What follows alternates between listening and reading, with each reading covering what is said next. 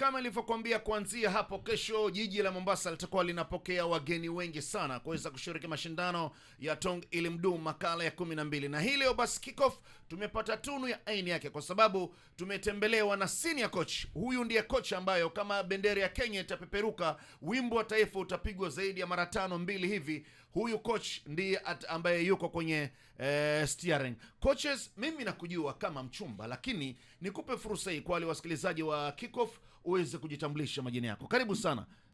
Swahili sana Makanake. Majina yangu kamili ni Ibrahim Mchumba. Ibrahim Mchumba. Yeah.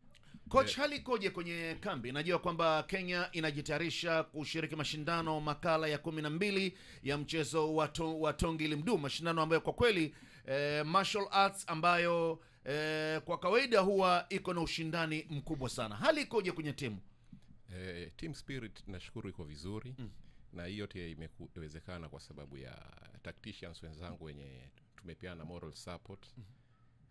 Kwa sababu tuna select team from different parts of the country, so ambapo kila sehemu tuko na technical bench yenye inaangalia mambo hayo.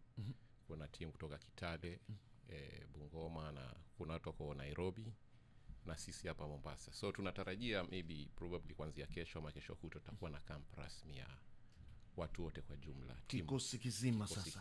Yeah.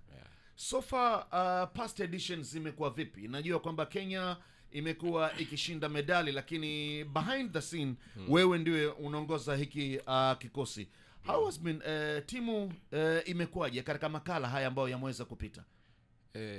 Past editions tumekuwa na run nzuri cause ya kumotivate players na kuwa engage in more trainings. Lakini challenge kubwa yenye watu tuko nayo ni kuna team ya Philippines.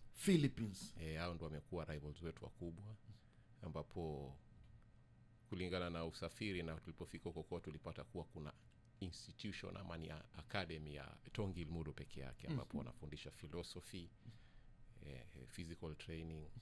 Focus yao ni huu mchezo peke yake. Lakini sasa huku challenge yenye iko ni unakuta wanafunzi wetu wanasoma different colleges, so kupata ile nafasi ya kuja kutrain pamoja ni ngumu. Tong Ilimdu ni martial arts pia, ambapo ina originate from South Korea. Na mwanzilishi wa mchezo huu anajulikana kama Dr. Junho Suk, ambapo inspiration yenye alipata ni kutoka kwa wazazi wake wote wawili. Mama alikuwa anafanya karate na baba alikuwa anafanya judo na taekwondo. So akakuja na mchezo unaitwa Tong Ilimdu, which means unified martial arts. It's Korean, lakini kwa kizungu tukitranslate ni unified martial arts. So alichukua techniques from judo, karate and taekwondo to make this one art. Ambapo inafanya hivyo ni kama cocktail. Yeah, it's like a cocktail. Ambapo inafanya e-sport inakuwa more competitive cause. Brother, nakuona mdogo sana. Jina lako nani na ulianza kushiriki mchezo wa Tong Ilimdu lini, and how old are you? Kwa majina naitwa Abdalla Muhammad na niko na miaka 17 na nimeanza kushiriki mchezo wa Tong Ilimdu ilikuwa mwaka wa 2018. Uko na 17 years? Yeah. Yaani michezo yote Abdul wewe uliachana na football, ukaachana na volleyball, ukachagua mchezo huu Tong Ilimdu. Nini kilikupatia mshawasha kuweza kushiriki mchezo ambao wengi wanasema ni mchezo hatari sana? Yeah, nilikuja tu kuzuru mchezo wao 2017. So nikapenda mimi pia ni join. Ndio nikaongea na wazazi wangu akakubali 2018 nika join. Ndio nikaanza kutrain na tournament yangu ya kwanza ilikuwa Nairobi. So ndo nilipenda hivyo mchezo, nikacheza tournament. Sasa niko na tournament kama 8 nimecheza. Umecheza? Umeshinda medali gani? Hizo tournament 8 nimeshinda gold 4 na silver 3 na 1 bronze. Hii gold ulipiga raia wapi wewe? Mkenya ama raia wa nje? Hii ya mwaka jana ilikuwa ni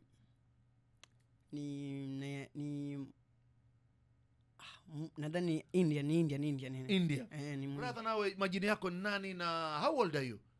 Kwa majina naitwa Athman Bakari, niko na miaka 26. Yeah. Wewe nawe chanzo cha kujiunga na mchezo wa Tong Ilimdu, kwa sababu in Mombasa vijana wengi wakiinuka wanafikiria mchezo wa football ama kuogelea ama volleyball. Huu ulikuwaje? Watu wengi wanasema huu mchezo wa martial arts ni hatari sana. Ilikuwaje mpaka ukajipata kwenye mchezo huu? Mimi tangia utotoni mwangu nimekuwa nikipenda na alikuwa nikaona kama azma, sababu nilienukia kuangalia hizi action movies za kina Bruce Lee, Jack Chan, Jet Li.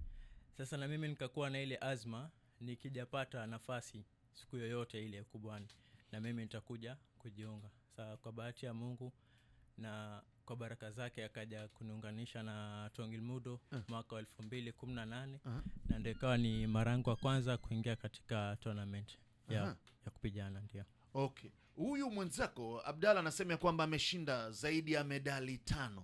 Yaani nasema ni zaidi kwa sababu ni nyingi. Wewe nawe ulianza kushiriki lini na sofa umeshinda medali ngapi? Mimi nilianza kushiriki mwaka 2018 na medali zangu hazipungui 12. 12. Hazipungui 12.